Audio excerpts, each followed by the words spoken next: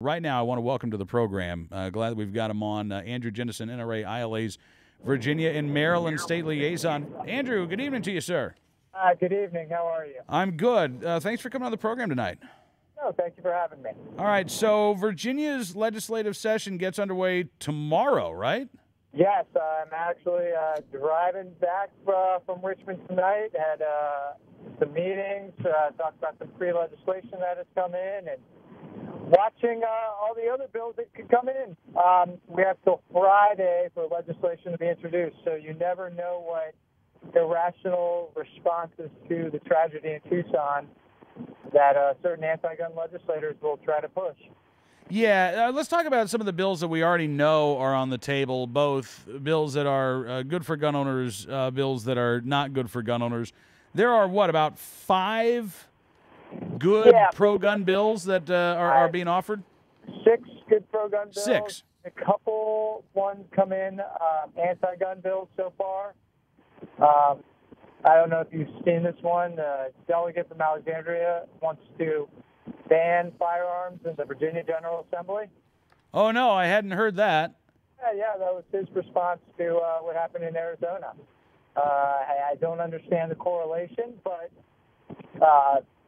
can't wait to hear what he says. Yeah, interesting. I mean, New Hampshire's state legislature, they just voted to get rid of the gun ban at the Capitol complex. Yes.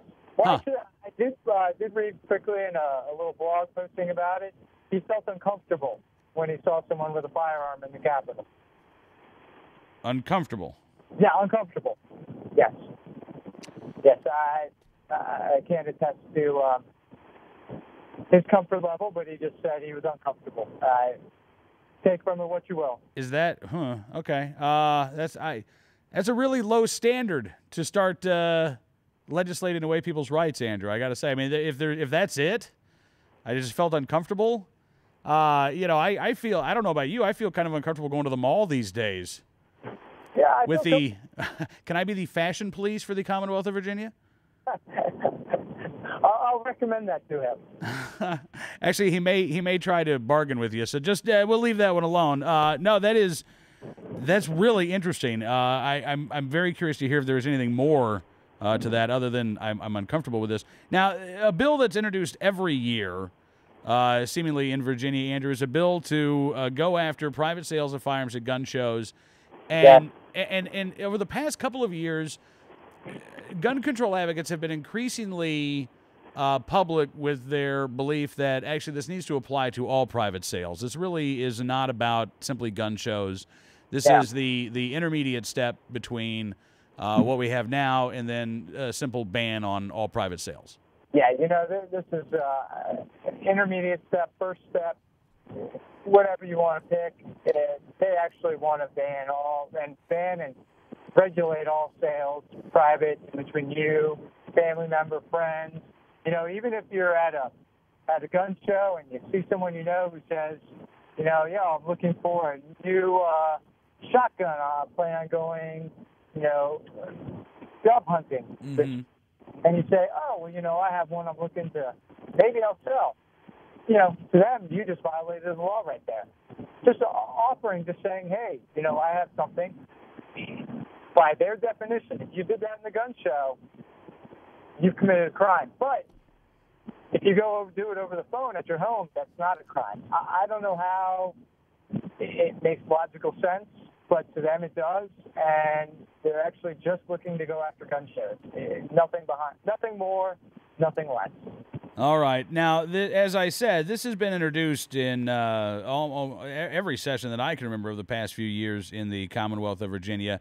Do you expect this bill to go anywhere, Andrew? To be honest with you, you can never tell. I've seen the bill introduced in the House side.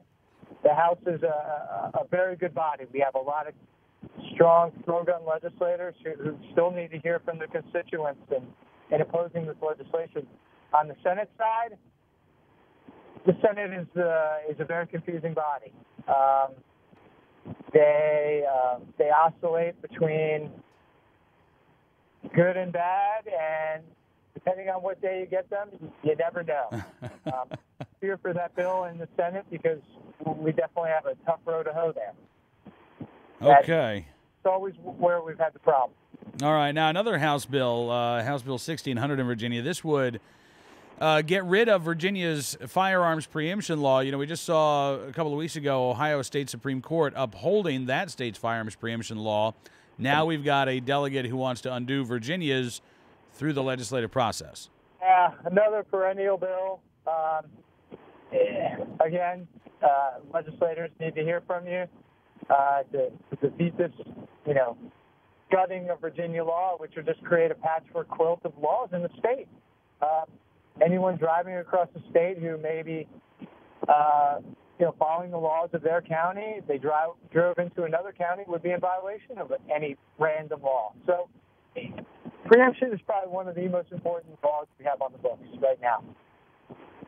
Because of the efforts, not only in Virginia but around the country, we've seen, mayors against illegal guns in the Brady campaign try to get local ordinances enacted that are in violation of state law.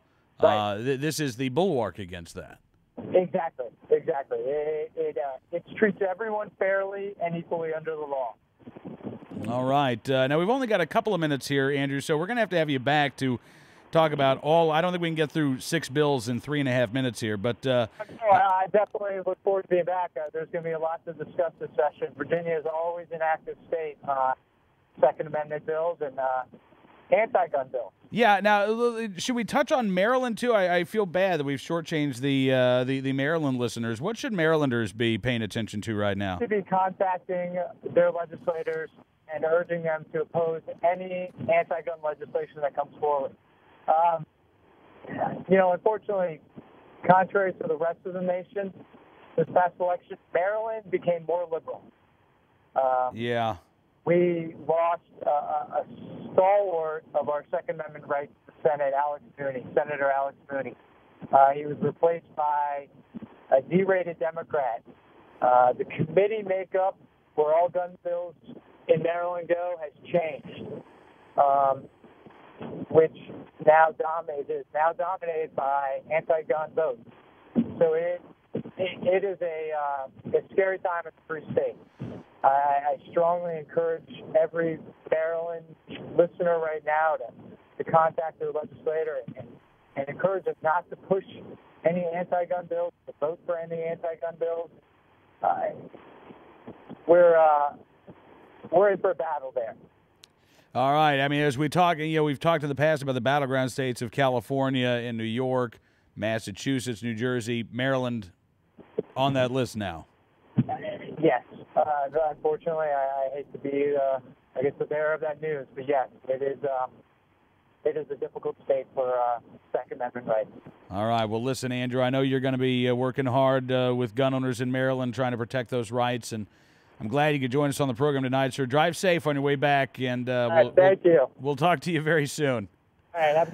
All right. You have a good night, Andrew. Andrew Jennison joining us, NRA ILA's Virginia and Maryland State Liaison.